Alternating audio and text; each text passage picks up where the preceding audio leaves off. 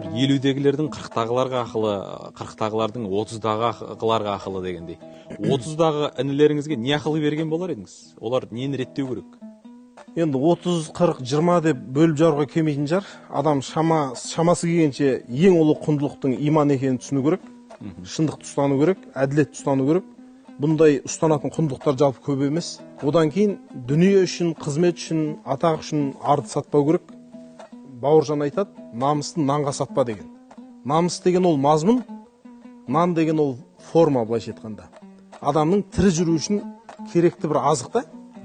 Сол азыққа, атаққа, жұмысқа қол жеткізем деп, арыңды сататын болсаң, онда ешкім емессің. Бұл енді 30-дасың ба, 40-дасың ба, 50-десің ба, мен ойымша жас талғамайтын қағида деп ойлаймын.